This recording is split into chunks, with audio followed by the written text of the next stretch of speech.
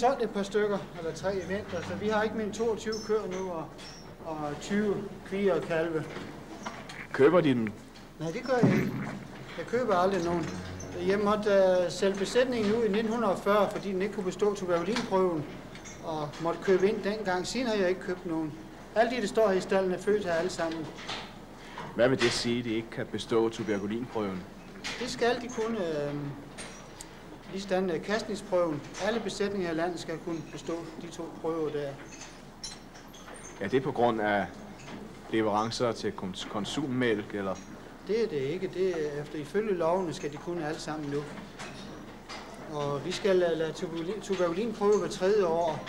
Kastningsprøven slipper vi for man kan konstatere igennem mælken, om der er kastningsbakterier.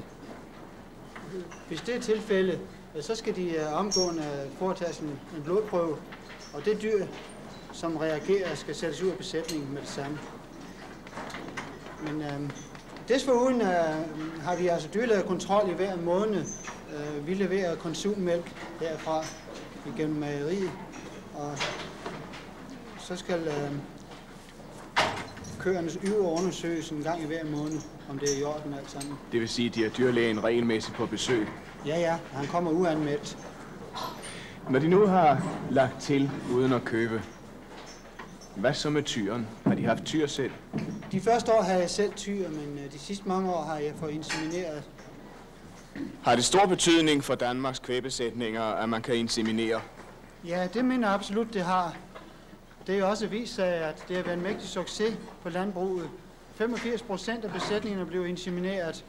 Finder man frem til en god tyr, kan man jo udnytte den helt anderledes, end man kunne tidligere.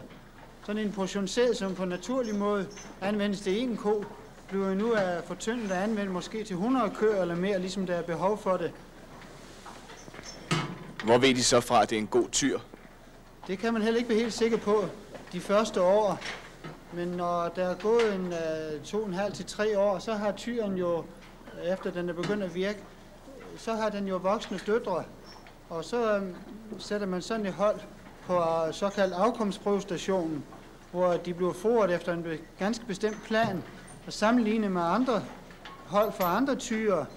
Og kan de så klare sig, så er det jo en god tyr. Kan de ikke, så får faren skylden for det. Og så har det ikke nogen interesse for landmændene at bruge dem. Og så bliver han omgående slagtet? I mange tilfælde gør han.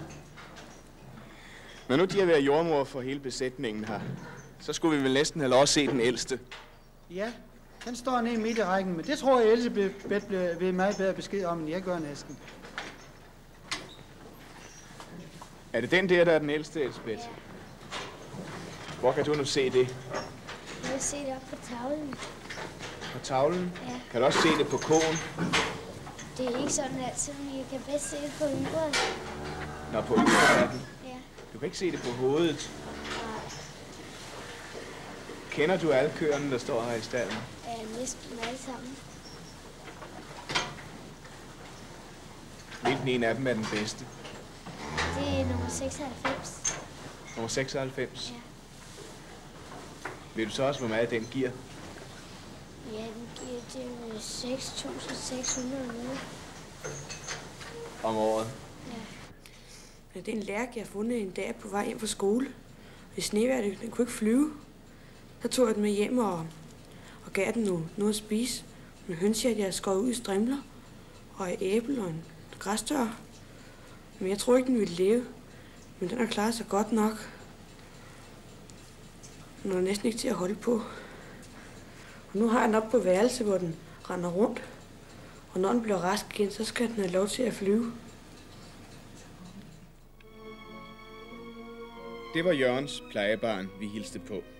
Vi siger farvel til TV-gården for denne gang. Der er utålmodighed og sporer, de længes efter forår. Staldgødning og kunstgødning skulle have været kørt ud, men endnu dækker sneen makkerne. Og Marianne følger os til dørs gennem haven og skraber, som hun så tit har gjort det de sidste uger, sneen væk, for at se, om der dog ikke skulle være liv under den. Og jo, de første forårsbebudere venter.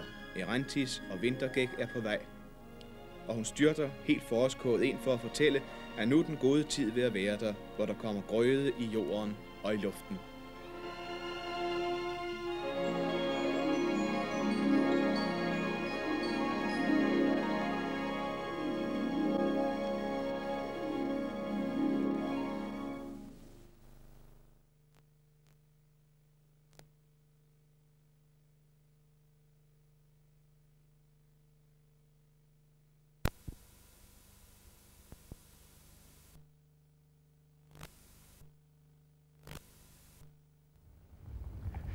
Foråret har jo ladet vente på sig. Ja, vinteren har været så langsommelig. Vi har fået bestilt alt for lidt i vinterens løb. Men nu endelig er det udsigt til, at der kan ske noget.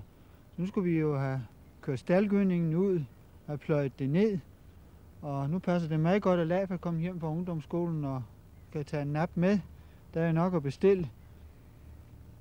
Og vi har fået vores nabo til at være med. Han har en staldgødningsspreder, og sådan en har vi ikke selv. Er det så et redskab, som man slår sig sammen om, eller leger man Nej, hos ham? jeg leger den hos ham. Jeg synes, det er for mig at anskaffe sådan en enkelt ejendom. Det går jo betydeligt hurtigere med sådan en spreder, end hvis vi skulle sprede det med hånden. Ja, det går meget, meget hurtigere, og det bliver gjort meget bedre. Det bliver mere jævnt. Ja, det gør det. Så kører de med ploven umiddelbart efter. Ja, det gælder om at få pløjet det ned så hurtigt som muligt. De efterårspløjede jo der også, Nicolai Gård. Ja, det gjorde vi, men den jord, som der blev kørt staldgødning på, den kan jo ikke blive pløjet, før vi får gødningen kørt ud. Det er ikke alt jord, man kan pløje om foråret, men vores jord her er så behagelig at have med at gøre. En stærk lerjord, der går det ikke, så kan det ikke blive ordentligt såbed ud af det. Og den næste proces i tilberedningen af jorden, det er så kunstgødningen. Så skal vi have sået kunstgødningen, ja. Og derefter haver vi jo. Hvad er det for hver kunstgødning kører de ud? Ja, det vi sår her, det er en blanding af superfosfat og kærliggødning. Fabrikken blander det sammen for os nu. Tidligere fik vi det hver for sig, men nu er det meget nemmere at have med at gøre. Så når kornudsåningen er overstået, så skal vi have sået kvælstofgødningen ud. Kunstgødningen, er den ikke dyr? Jo, jeg bruger kunstgødning for en 6-7.000 kroner. Men det er dog alligevel, at kunstgødning er en af de ting, vi skal købe, som er steget mindst. Har de noget mål for, har de noget tal for, hvor meget kunstgødning jorden skal have? Ja, vi regner med, at den trænger til det, og for at være sikker på det, får vi med mellemrum taget jordprøver. Det hjælper konsulenten os med at få taget prøverne, og så bliver de undersøgt på laboratorier. Og ud fra de tal, der fremkommer der med kærligtal og fosforsyretallet, hvad leder konsulenten også om, hvor meget gødning det er forsvarligt at bruge? Den konsulentvirksomhed, er den gratis? Det er den, når vi er medlem af en landbrugsorganisation, men det er frivilligt, om vi vil være med eller ej, men så godt som alle landmænd er det. Konsulent K.M. Nielsen, de er ansat under Roskilde Egnens Landbrugsforeninger. Og hvad er deres fornemste opgave her i forårstiden? Det er at være landmændene behjælpelige med at tilrettelægge driften for den kommende sommer, og blandt andet herunder at vejlede med hensyn til anvendelse af gødning, specielt kunstgødning. Ja, der talte Viggo Lægaard om, at der blev taget jordbundsprøver. Hvor tit tager man det? Det er meget forskellige. Nogle landmænd tager en sådan undersøgelse hver 10. år, og andre tager det hver 5. eller 6. år. Og for Viggo Lægaards vedkommende, der er der foretaget jordbundsundersøgelser i 1956. Og disse undersøgelser viste, at dengang var en lille halvdel af marken kalktrængende, det vil sige, at reaktionstallet det var nede på omkring 6,5-6,7, og at disse jorder derfor burde have nogle kalk, og det har de siden fået. Ja, de tal, dem har man på dem kort. Dem har man indtegnet på 3 kort. Et vedrørende kalkforholdet, et vedrørende fosforsyre, tilstanden i jorden, og et tredje vedrørende kalitilstanden. For fosforsyretallenes vedkommende, der ligger det sådan, at vi på grundlag af et meget stort antal undersøgelser her i landet, rent laboratoriemæssigt har bestemt, at landets gennemsnitstal ligger på omkring ved 6. Her på Østergaard er disse tal nede på omkring ved 3, lidt over og lidt under, og det vil derfor sige, at jorden her er temmelig fosforsyrefattig, og derfor bør have tilført ret store mængder af superfosfat. Kalitallene ligger også for landet som gennemsnit på cirka 6, og her på Østergaard er tallene der omkring, og det vil altså sige, at på det område, der er jorden her nogenlunde som landets gennemsnit er det. Men på grund af disse undersøgelser vil man være i stand til at sige, at det vil være rigtigt, når man tager hensyn til den besætning, der holdes her på Østergaard, at der tilføres som gennemsnit ca. 250 kg superfosfat per hektar, og omkring 100 kg kali. Denne gødning bør fordeles således, at der gives noget mere til roer, til kløver, græs og andre bælgplanteafgrøder, og lidt mindre til rene kornafgrøder. Og vi har på grundlag af en hel række forsøg gennem årene erfaret, at disse tal kan give os en god vejledning i disse spørgsmål, og at man kan få økonomisk udbytte af at give de mængder, som der her er tale om. Det kan i den forbindelse oplyses, at Danmarks kunstgødningsforbrug er steget meget stærkt igennem de senere år, og ikke mindst efter den sidste verdenskrig. Det er nu sådan, at vi er oppe på at bruge 2-3 gange så meget, som vi var i slutningen af 30'erne. Og som det allerede er sagt, så kan landmændene i almindelighed regne med, at de ved denne kunstgødningsanvendelse har fået forbedret deres økonomi.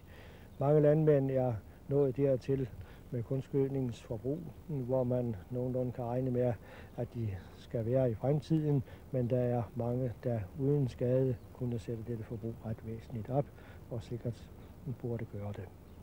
Nu sagde de før med den drift og den besætning, som gården har.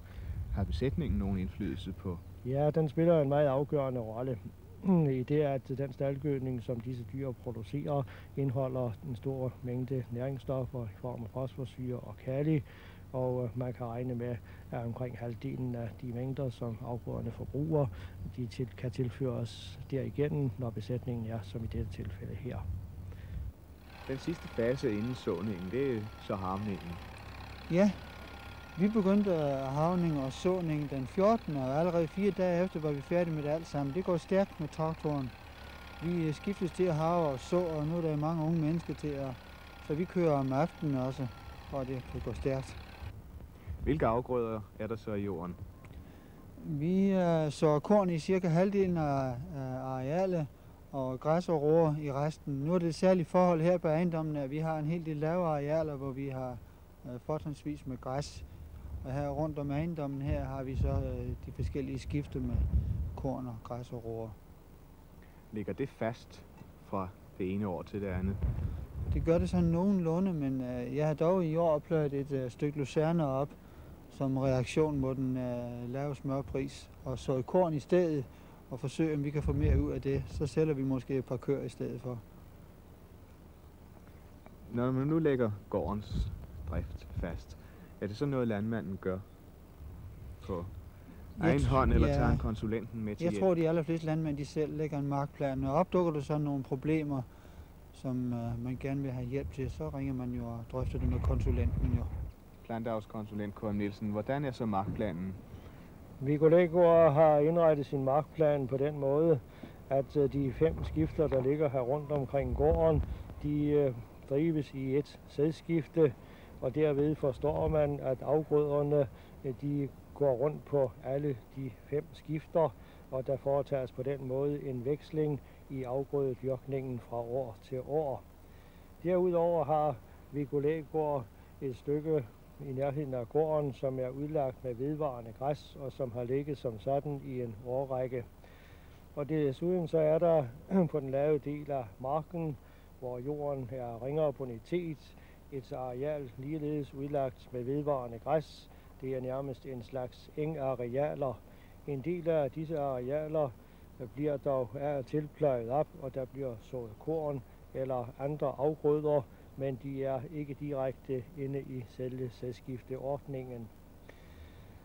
Selve afgrødernes veksling på marken foregår på den måde, at der efter hvidkløver og 1-årig græs, som der er i den ene mark, kommer havre det første år, og derefter kommer der byg det andet år, og det tredje år fortsætter det med rødfrugter, bederoer til foderbrug, og derefter kommer der en bygafgrøde, hvor i der foretages udlæg til hvidkløverfrømark og til en 1-årig græsmark. Fremgangsmåden er altså den, at der på denne måde finder en veksling sted imellem de afgrøder, der dyrkes på de forskellige arealer. Og driften her er lagt til rette efter, at der høstes forholdsvis meget grovfoder af hensyn til den besætning, som der holdes på gården, specielt et stort kvæghold. Hertil kræves der et stort roeareal og ligeledes et stort græsareal.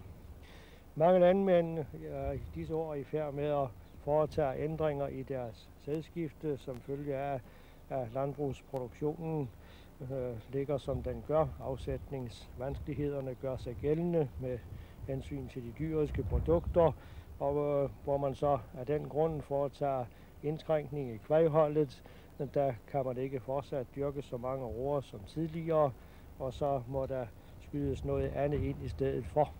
Og derfor så er disse sædskifteproblemer ting, der i disse år optager både landmændene og konsulenter landet over i ret stor udstrækning. Men overalt der prøver man alligevel at gennemføre vekselvirkningen, selvom det i en hel del tilfælde er vanskeligt at klare det så godt, som man egentlig gerne ville.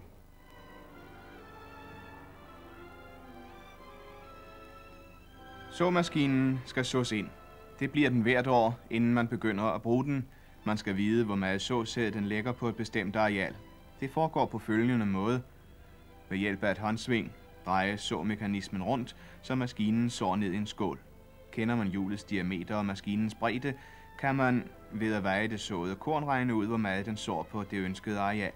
Gennem et gearsystem med 100 muligheder kan man finindstille maskinen til nøjagtigt at så den mængde, man ønsker.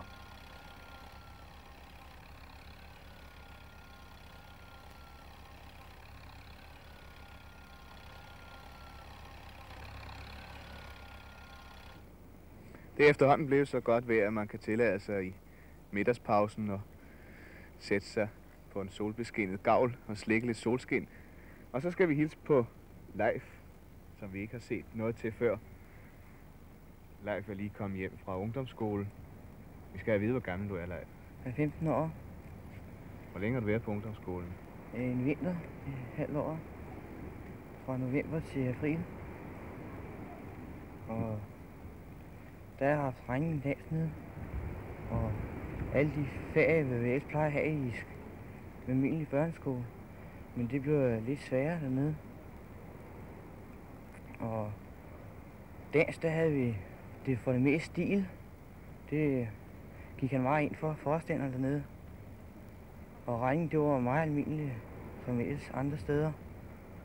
Og sløjt fik vi 6 timer om ugen dernede. Og nu skal du så være hjemme i sommer. Ja. Altså meningen, du skal være landmand. Ja, det vil jeg ikke rigtig bestemme mig til endnu. Det kommer nok. Ja. Men forløb bliver du her. Ja. Arne har også været på skole i vinter til landbrugsfaglig undervisning. Ja, det er ude i Osted. Det er sammen med Christian, der var vi en gang om ugen hver onsdag. Først om aftenen de første par gange, og så bagefter om eftermiddagen. Så har I også haft praktisk undervisning. I var engang på Bispegården ved Lejre. Ja, der var vi ude. Det var sådan, vi skulle ud og se, hvordan det var. Det var sådan en demonstrationsbrug, som de ser, hvor man kører den. De arter sig, hvis de får det og det for. Og ellers, hvordan tager de prøver, og hvad ellers nu de kan finde på at gøre ved det. Og så får I så teoretisk undervisning bagefter inde i stuen. Ja, så først en af konsulenterne for køerne, han snakkede lidt om det og fortalte om gården og hvordan den var. Og så fik vi kaffe, og så bagefter så kom planteavlskonsulenten og snakkede en del om planterne i marken og sædskifter og korn og ellers hvad der var. Og så skal du ud og tjene nu. Ja, det skal jeg. Ned til Køge, noget der hedder Bjæverskov. Har du mod på det? Ja, meget rart at komme bort hjemmefra, sådan til en afveksling jo. Der er ikke nogen ved at gå hjem altid heller jo. Nu har drengene været på skole her i vinter. Ja. Hvilken uddannelse skal de have for at ende som landmænd, Nicolai Gård? Ja, det er jo ikke strengt taget nødvendigt, men jeg vil jo gerne, at de både kunne nå at komme på højskoler og på landbrugsskoler. Og de skulle jo også gerne ud og have nogle pladser hos fremmede. Jeg kunne også godt tænke mig, at de kom en tur til udlandet, både til engelsktalende og tysktalende lande, for at lære sprog og se andre forhold. Men ligefrem at det er afgørende for, hvor dygtige de bliver, det vil jeg ikke sige, men det giver sådan lidt videre horisont, mener vi. Ja, de skulle ikke sådan blive hjemtrivninger. Det er jo noget af det allermest kedelige ved unge mennesker. Hvis de skal nå hele det repertoire igennem, så bliver de jo ret gamle, inden de kan stifte hjem. Ja, det gør de. Det kan næsten ikke hjælpe, når de stifter hjem, før de er cirka 30 år, hvis de også skal nå at tjene nogle penge. Men det gør heller ikke spor, at de når at blive ordentligt modne inden den tid. De har selv været på landbrugsskoler i udlandet. Ja, det har jeg. Og de har begge to været på højskole. Ja, det har vi, og vi er også vældig glade for, at vi har været på højskole. Vi synes, at højskolen egentlig har sat lidt skub i vores interesser og givet os meget videre på horisont, end jeg tror, vi ellers ville have fået. Og de små, de går stadigvæk i skolen, som jo her i sognet er en centralskole. De bliver sendt til, og ikke som før en skole, der lå lige herved. Man har jo snakket så meget om, at man mister kontakten, når børn bliver sendt i en centralskole. Er det rigtigt? Ja, det er jo fordi, man tror, at forholdene så bliver så store og fremmede. Men det er der nu ikke nogen fare for på landet, for der er jo ikke så mange mennesker i det hele taget. Og vi synes da i hvert fald, at vi har altid kunnet have al den kontakt med lærerne, vi har haft lyst til.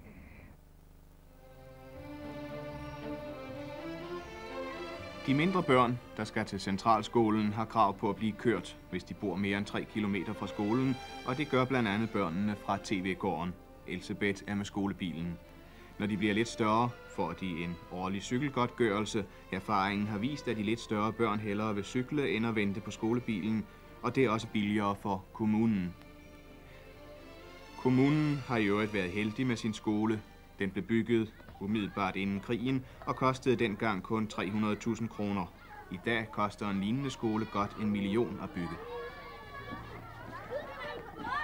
Amtsskolekonsulent Alice Leumann ser de nye centralskoler skyder op rundt omkring på landet. Store og smukke, lyse bygninger. Er det en ting, som er afsluttet, eller er det noget, der er under udbygning? Ja, det er jo en ting, som er under udbygning. Og det har jo nok varet noget længere, end man havde regnet med. Det er en opfyldelse af 1937 folkeskolelovens krav, der finder sted. Og den begyndte jo som med skolen her efter 1937. Skolen her, den er bygget i 39-40. Men forhold, som vi jo ikke har haft indflydelse på, har givet længere standsninger i udbygningen, og derfor er den ikke til endebragt endnu. Med hensyn til skolerne, der bygges, der er denne skole faktisk typisk for disse nybyggede skoler.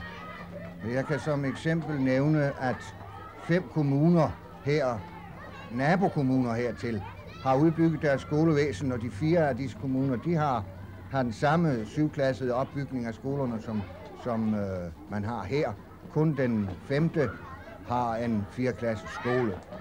Men der er naturligvis forskelle endda. Må jeg nævne, at skolen her, den er bygget på et sted, hvor der aldrig har været en skole, og bygget op som ny fra grunden. Og sådan er der en anden skole her i nabokommunen, der på samme måde er bygget helt ny. Men i 3 andre kommuner har man, som så mange andre steder, udbygget den bestående skole og udvidet den med de lokaliteter, som nu er nødvendige. Og 1937-loven siger jo, at gav jo skolerne flere timer og nye fag, sådan at de i dag skal have gymnastiksal, og de skal have skolekøkken, de skal have sløjtlokale, og mange steder får de både skolebibliotek med skolelæsestuer, og de får ungdomslokale til ungdommens aften- og frivillig undervisning. Hvor står så eleven fra centralskolen på landet, når han er færdig, eller hun er færdig med skolegangen, i forhold til eleven i byskolen? Ja, hvis man tænker på den almindelige folkeskoleundervisning, der afsluttes efter 7 års skolegang, så vil jeg mene, at de ligger ens. Men mulighederne for barnet fra byen og for barnet fra landet er jo ikke helt ens, eftersom byskolen jo kan tilbyde børnene en eksamensundervisning, som landsbyskolens børn i dag ikke i større udstrækning har mulighed for at få. Skal de have den, så må de søge ind til byernes eksamensskoler, eller til de steder, hvor der i en større stationsby findes en mellem- og realskole. Og det er naturligvis af flere grunde en ulempe.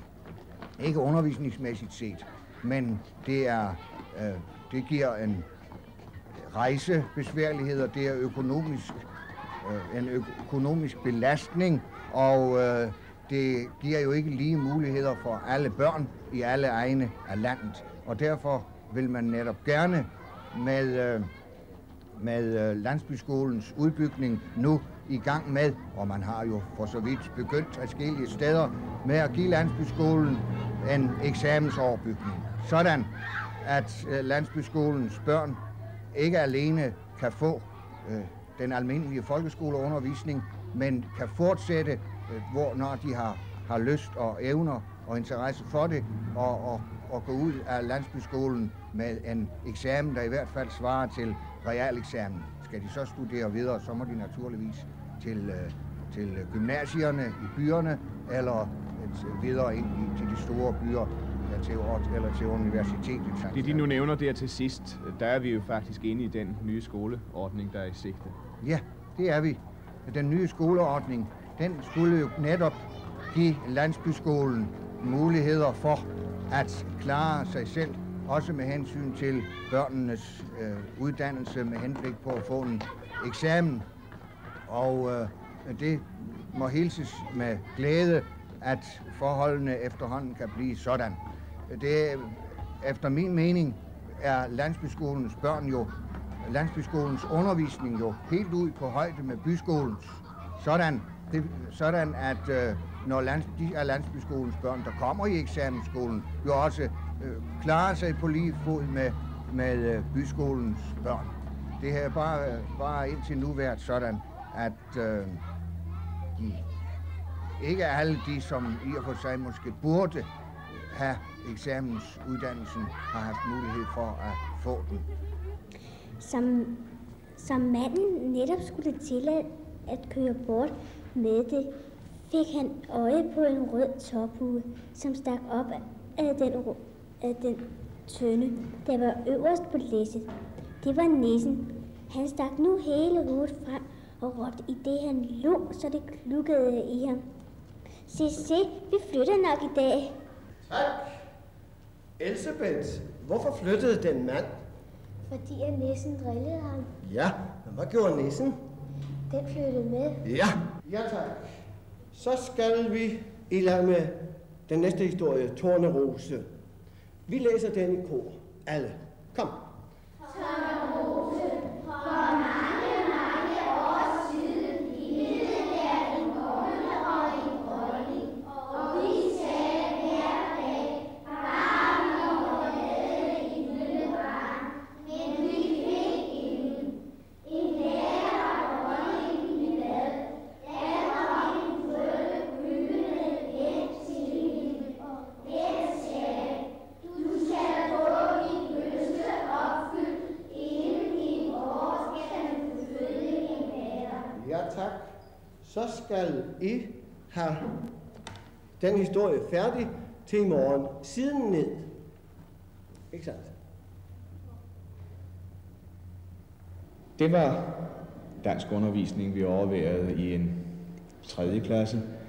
Det vil altså sige, at også forskoleundervisningen er lagt ind på Centralskolen, førstelærer Nielsen. Ja, da vi i 1940 begyndte på den nye centralskole her, der nedlagde vi jo de 3 toklassede skoler, der var her i kommunen. Men den ene af dem har vi bevaret som lærerbolig, og de 2 er så solgt til private. Vi skal jo have lærerboliger her på landet. Det har vi alle sammen. Ja, det er jo et rart privilegie at have. Ja, det er det, absolut. Hvor stort er elevantallet på skolen? I øjeblikket har vi 150 børn cirka. Da vi begyndte skolen, havde vi 5 klasser og 4 lærere. Vi er så lykkelige, at vi har 7 klasser nu og 5 lærere. Og alle børnene går jo altså her, også forskolen. Der er den ældste klasse har de ældste klasser, må jeg hellere sige, de 4, har 28-34 timer om ugen, men de næste klasser har 24. Den yngste har kun, det første klasse, har kun 18, som loven foreskriver. Og hvilke fag er det så, man har?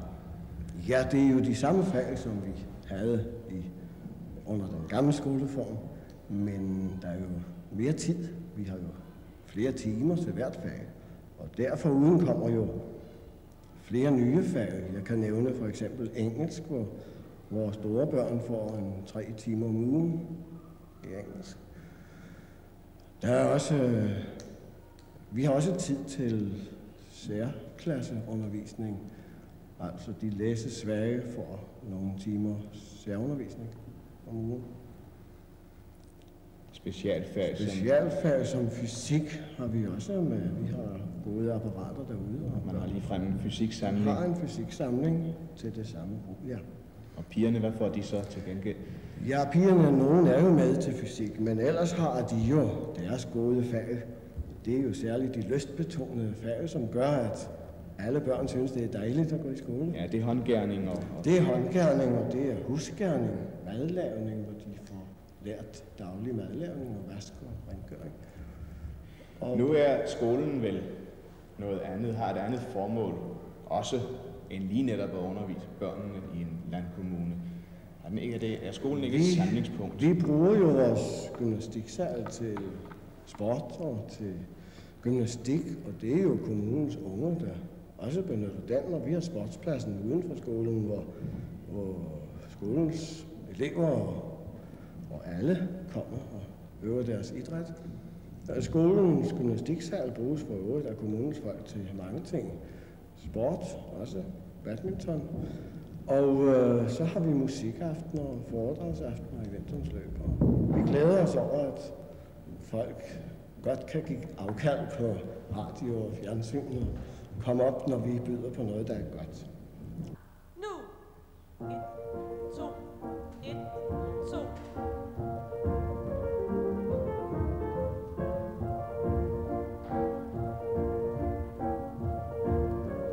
Halt! Stå! Til næste øvelse. Løb!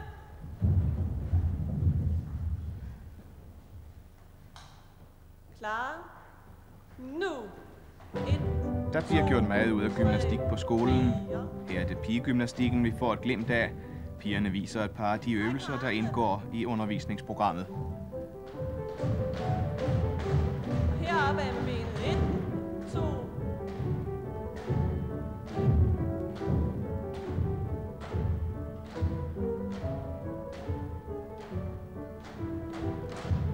Hold, stå, og til ligevægtsøvelsen, løb.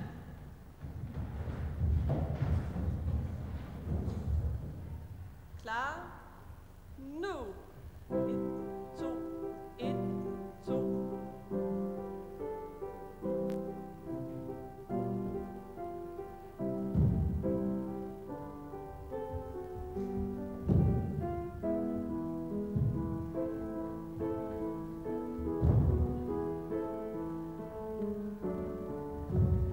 Og fra gymnastiksalen kigger vi ind i skolekøkkenet. Her er de store piger ved at bage æbleskiver. I skolekøkkenet er der elektriske kogeplader, og pigerne lærer at lave mad, som den laves i den almindelige husholdning. Komfuret mangler ikke. De skal lære at tænde op i det og bruge det, men man erkender, at de piger, der går i skolen nu, får mere brug for at kunne arbejde med gas eller elektricitet, når de engang skal stifte hjem. Storvask og daglig rengøring skal også læres.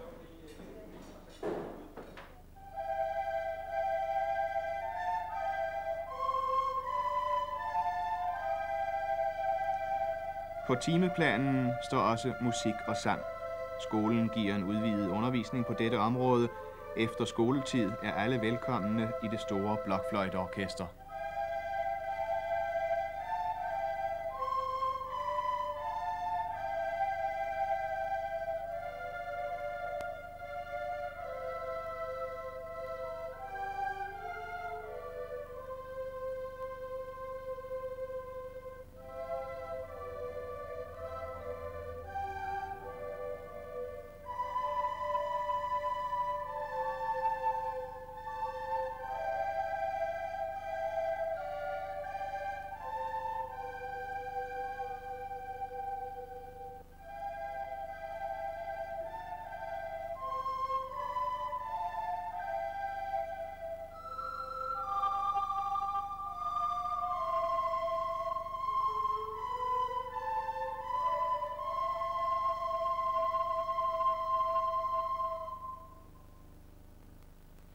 Vi skal slutte i vores udgangspunkt.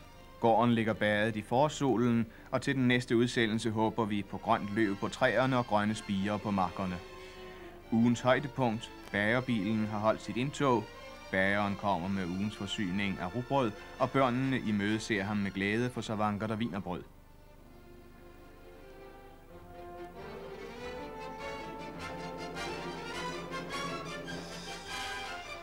Og med et blik på gårdens sikreste forårstegn, vippen, som børnene selv stiller op hvert år, når det bliver vejr til at være ude, og som er i brug hver dag gennem hele sommeren, siger vi farvel og på gensyn til TV-gården.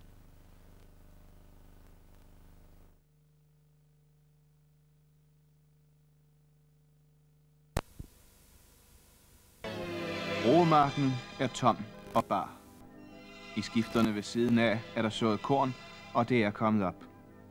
Vi havde håbet på, at vi til denne udsendelse af TV-gården kunne vise dem det, der burde have optaget landmanden fuldt og helt, arbejdet i roerne med rensning, tøning, luning osv., men det kommer ikke før om en 14-dages tid. I stedet for at vi gået i stallen, stået op med hønsene for at overvære morgenmalkningen. Så er klokken lidt over 5, og ind på gårdspladsen ruller en lille grå varebil. Det er kontrolassistenten, der aflægger sit månedlige besøg.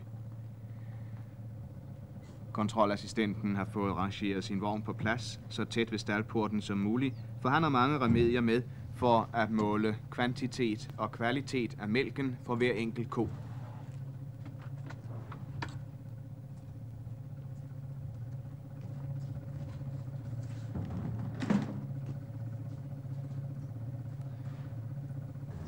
Men først skal vi have mælken ud af koen.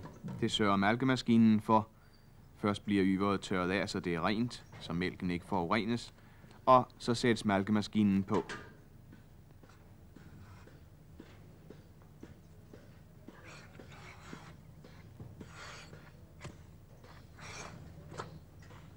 Den trykker og suger i cirka 3 minutter, og så er koen malket færdig.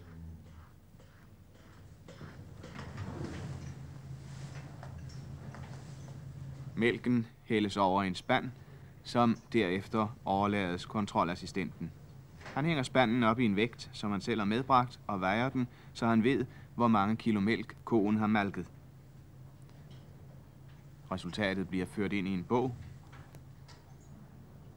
og så tager han en prøve af mælken i et lille glas.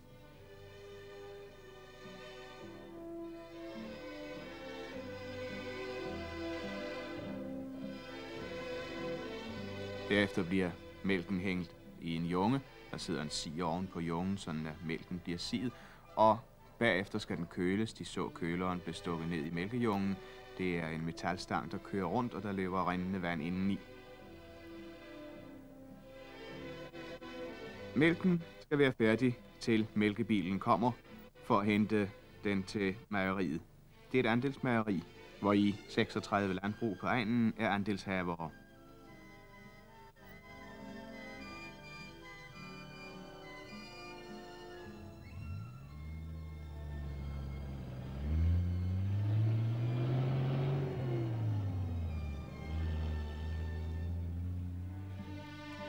Kontrolassistenten har nu en prøve af mælken fra hver ko, og nu skal han finde fedtprocenten. Det sker ved en såkaldt gaberering. Først hælder han en bestemt mål svovlsyre op i et glas. Bagefter bliver mælken, en prøve af mælken, suget over i glasset, og til sidst bliver der tilsat amylalkohol. Kontrolassistenten er ikke gratis. Viggo Lægaard er medlem af en kontrolforening, og det er gennem denne, at kontrolassistenten kommer. Han koster 17 kroner per ko om året. Her er kassen med alle mælkeprøverne i, en for hver ko.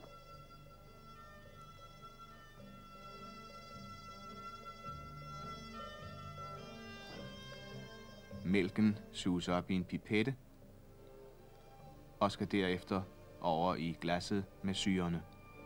Der er ikke nogen, der kræver, at denne prøve af mælkens kvalitet og kvantitet foretages. Det er i landmandens private interesse, for den giver ham et fingerpeg om, hvilke af køerne i besætningen, der er gode ydere, og hvilke der er dårlige. Det er en vejledning for foderplanen. Det siger ham, om det kan betale sig at have en ko stående, eller om dens mælkeydelse er så lav, at den skal til slagtning. Det sidste i processen, gerbereringen, er en centrifugering. Centrifugen medbringer kontrolassistenten selv, og her ligger glassene med prøver fra hver enkelt ko. Der centrifugeres ved håndkraft i 5 minutter, og så tages glassene ud, og fedtprocenten kan aflæses. Til slut skrives resultatet ind på tavlen: 25,7 kg mælk og 4,45 i fedt. Det var en god ko, en af de bedre. Besætningens gennemsnit ligger på en 3,38. Kreaturerne er begyndt at komme i marken. Det er sket i løbet af den sidste uges tid. Malkningen er overstået, og så lukkes de ud. De tager det meget forsigtigt, for nok er køer af naturen nysgerrige, men alligevel er de lidt mistroiske over for alt nyt. Og det er nyt endnu ikke at have tøjer på og måtte gå ud i det fri. Endelig så er de også lidt sky for fotografen og tør ikke rigtig gå forbi.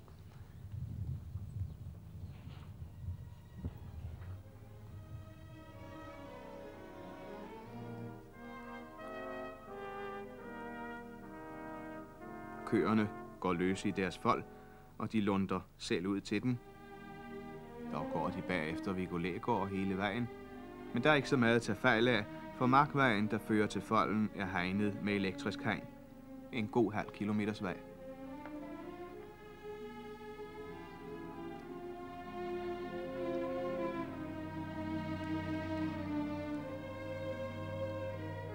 I en fold ved siden af køerne går kvierne. Og i en lavning har de begge et vandingssted. Der er en brønd med pumpe, så man kan pumpe vand op i tørre perioder, men endnu har det været så fugtigt, at der har været mere end vand nok.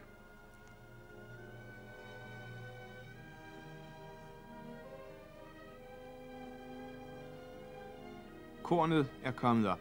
Endnu er det spædt og fint, cirka 10 cm højt, og så skal det have kvælstofgødning.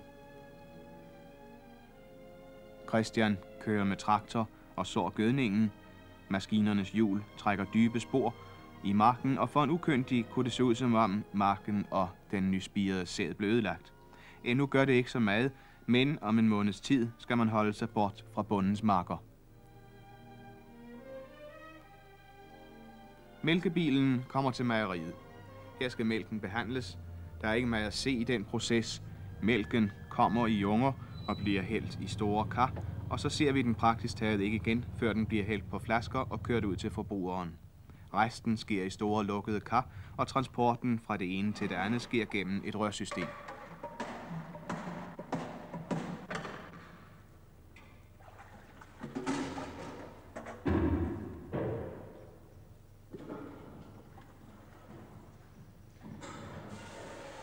Andelsmejeriet Højvang er leverandør af konsummælk til Roskilde by, og som sådan underkastet visse sundhedsmæssige bestemmelser, og det er grunden til, at der kommer dyrlægebesøg en gang om måneden. Dyrlæge Dam, hvad undersøger de? Ja, jeg undersøger her dels den hygiejniske kvalitet af mælken, og dels undersøger jeg, om der skulle være sket visse forfalskninger af mælken på produktionsstedet, såsom tilblanding af vand eller måske skumning. Jeg skal dertil bemærke, at det er selvfølgelig yderst sjældent, at man har disse forfalskninger nu om dagen, fordi det er jo ingen økonomisk vinding for ejeren. Nu den undersøgelse, de gør her, det er kun en lille del af en... Ja, det er et led i den samlede undersøgelse af mælken. Ja. Og jeg tager selv prøverne her af lungerne og tager dem fra hver enkelt af leverandørerne. Og alle disse prøveflasker, vi har her, bliver så undersøgt på Stadsdyrlægningslaboratorium i Roskilde. Og det er en hel række undersøgelser, vi foretager, og det er sådan, at man som først og fremmest, kan man sige, får et mål for den hygiejniske kvalitet af mælken. Og som et mål for det har vi kimtallet og kolititeren. Og ved kimtallet, der forstår man antallet af bakterier per milliliter mælk. Og kolititeren, der angiver man, det er et mål for indholdet af gødningsbakterier i mælken. Som kan virke skadelige på forbrugeren af mælken, ja, hvis han får den. Ja, som naturligvis er uheldig, fordi det viser, at mælken er en dårlig hygiejnisk beskaffenhed. Ja. Og samtidig har vi nogle undersøgelser for, om der skulle være tilblandet patologisk mælk, det vil sige mælk fra køer, der har yverbetændelse. Og dertil har vi et par prøver, og blandt andet en udsæd af mælk på blodplader, hvor vi så finder frem til, om der er hemoliserende streptokokker i mælken. Og navnlig før, da mejerierne leverede råmælk, børnemælk, havde det jo stor betydning, fordi de farlige gruppe A streptokokker kunne give meget voldsomme epidemier. Det er vi jo fri for nu, da vi har varmebehandlingen af mælken, hvor vi streptokokkerne bliver dræbt. Men vi får naturligvis et mål for, hvilke besætninger vi har yverbetændelsesbakterierne. Og det er jo gavnligt, når vi så på vores månedlige besøg ude hos leverandørerne skal finde frem til, hvor vi skal være særligt på vagt og eventuelt finde frem til den kode, der drejer sig om, og sørge for, at den bliver behandlet af den praktiserende dyrlæge. Ja, de månedlige besøg, de aflægger ude omkring hos producenterne, er det også Sundhedsstyrelsen, som kræver de besøg? Det er også et led i den samlede dyrlægeundersøgelse. Det vil altså sige, at den mælk, som vi drikker i dag, i byerne i hvert fald, som har disse bestemmelser, den skulle man ikke kunne tage nogen skade af. Man skulle ikke kunne inficeres med sygdomme, som i gamle dage, hvor man kunne følge sygdommene langs mælkeruterne. Nej, det er man sikker på den måde.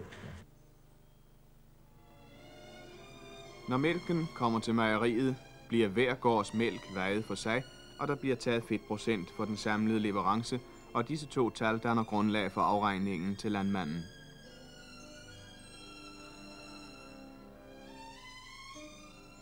Mejeriudstyrer Christoffersen, hvor stor er fedtprocenten for leverandørerne? Den ligger i gennemsnit på imellem 4,1 og 4,3% fedt. Ja. Når de får mælken ind på mejeriet her, så bliver den jo standardiseret. Ja, altså først indvager vi sømælken og tager en fedtprøve af hver leverandørs mælk. Og så går der en del til konsummælk og en del til højpasteurisering, der anvendes til smør, kernemælk og saltfløde. Og konsummælken bliver altså standardiseret, og det vil sige, at vi kører med en standard fedtprocent på 4 nu. Den er for øvrigt lige sat op på grund af det overskydende fedt. Ja, hvordan foregår den standardisering? Ja, der bruger man tilsætning af skummælk. Så er vi får fedtprocenten ned på de 4, hvor den skal være ifølge lov. Ja, det vil altså sige, at man afbalancerer fedtet med tilsætning af skummemælk. Ja. Det er ikke som man forestiller sig i byerne, når man sætter vand til mælken. Det er en helt misforståelse, den der. Det er skummemælk, og det vil sige et produkt, der fremkommer ved centrifugering af sømælk. Og der fremkommer fløde og skummemælk. Der er et rent produkt uden vandtilsætning. Ja. Selvfølgelig.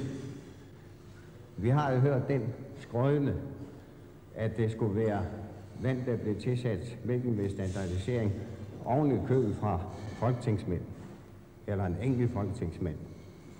Men vedkommende er overbevist om, at det er forkert. Nu snakker dyrlægen om, at mælken blev varmebehandlet. Er det det, man kalder pasteurisering? Ja, det er lavpasteurisering. Og det foregår på godkendte lavpasteuriseringsanlæg, godkendte Statens Forsøgsmejeri ved Hillerød. Og det gør man for at dræbe eventuelle sygdomsbakterier og gøre mælken holdbar, så den fremtræder som en førsteklasses konsumprodukt. Ja, hvor meget varmer man op til? Det er noget forskellige efter de forskellige apparatsystemer. Vi varmer op her til 73 grader Celsius i cirka 20 sekunder, hvorefter at mælken bliver afkølet. Vi kan køle helt ned til frysepunktet, så at sige. Og når mælken er afkølet, så går den direkte i tappekarret og bliver tappet på flasker og sat i kølerum eller distribueret omgående. Ja, til forbrugeren. Hvordan går det så med vitaminerne i mælken ved den varmebehandling? Ja, det sker, det er eventuelle sygdomskim dræbes, og vitaminerne bliver bibeholdt, så at den altså fremtræder som et ualmindeligt fint næringsmiddel. Vi var inde på før, at fedtprocenten var sat op til 4% i modsætning til før 3,8%. Ja. Det har vel ingen betydning for landmanden? Rent økonomisk? Ikke spor. Det er kun for at skaffe udvej for det overskydende fedt, vi har, og lægges også med, som vi ikke kan få afsat. Så prøver man at den vej. Det tiltaler ikke mig. Mælkebilen kommer tilbage til gården op ad dagen. Denne gang kommer den med skummemælk, som bruges til fodring af grise og kalve. Der er ikke særlig meget skummemælk, dels er mejeriets produktion af smør ikke særlig stor, og dels ligger fedtprocenten i gennemsnit på 4, som vi hørte altså omkring den fedtprocent mælken skal indeholde.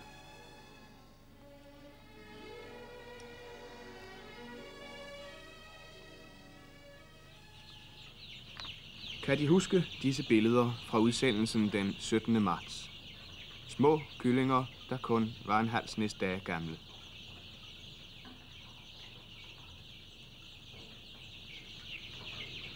Nu er de 2,5 måneder gamle, og nu er de slagtefærdige. Og om kort tid er der plads til endnu et hold daggamle kyllinger.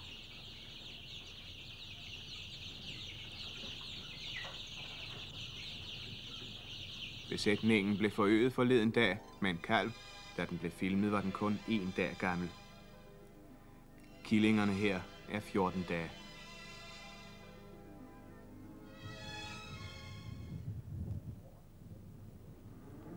Midt i forårstravlheden på en gård kommer der jo også det til, at bygningerne skal holdes ved lige. Der skal kalkes, og der skal vittes og repareres. Ja.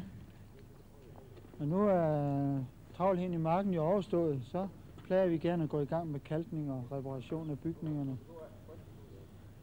Vi vil gerne have det overstået, inden travlheden kommer med roerne, og vi vil også gerne have det overstået, inden pinsen kommer. Det ser jo godt ud, når bygningerne er hvidkalk, og markerne er grønne, og flagene er hejst. Er det sådan en tradition for, at det skal være? Ja, så vidt muligt, vi kan nå at få gjort det. Ja. Vi vil gerne. Men det er især det, vi skal have det overstået, inden travlheden kommer med roerne. Så er der også sådan noget som det, vi nu står ud for her. Ja, det ser ikke så godt ud. Stort hul. Det er jo den slags det får efter sådan en vinter. Vi har jo hulmur i stallen og har fyldt hulmur ud med isoleringsmateriale, men der er et lille stykke her, vi har snydt for, eller rettere sagt, vi har ikke nået for at gjort det. Og nu må vi se for at reparere det. Egentlig så skulle muren pilles ned og bygges om, men det kommer nok til at vente til smør koster noget mere. Det vil sige, at de ikke har råd til det i øjeblikket, faktisk. Nå, det kunne vi nok, men der skal være et vist forhold i indtægter og udgifter. Ja. Og altså, når landmanden ikke har penge, ja, så får håndværkeren det heller ikke. Det går sikkert. Sådan de fleste der tror jeg, at man er nødt til at være lidt tilbageholdende med reparationer. Nu er det ikke noget, man kan vente sådan alt for længe på at få lavet. Nej, det kan man ikke, men vi reparerer det jo også jo. Ja. Så går det jo lidt igen. Hvor meget skal smøret så stige før? Ja, ja, de kan få.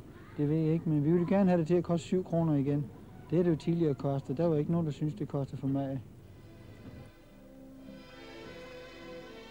Drukneulykker i mergelgrave er sæsonbestemte. Der er også en mergelgrav på TV-gårdens marker. Den er ikke ret dyb. Alle børnene kan bunde i den, og så er den en herlig legeplads. Men omgås mergelgrave med forsigtighed. Hvis de ikke selv kan skaffe dem vished for, om man kan bunde, og det kan man næsten aldrig, så hold dem langt væk fra dem, og børnene endnu længere væk. Markens fugle yngler i denne tid. Her er en viberede med 4 æg i. Lærken har allerede ruget sine unger ud, og lærkeparret er ude at finde føde til de 5 små slughalse i reden. Reden er kun en fordybning i jorden. For at give en målstok for størrelsen stak vi et halmstrå ned til ungerne.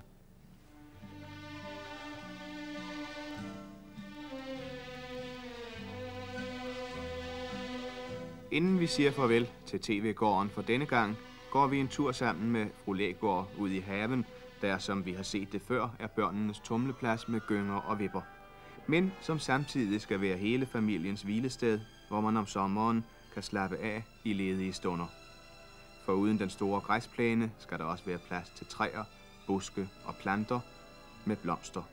Og nu er de til at have, nu børnene er blevet så store, at de ikke plukker blomsterhoderne af.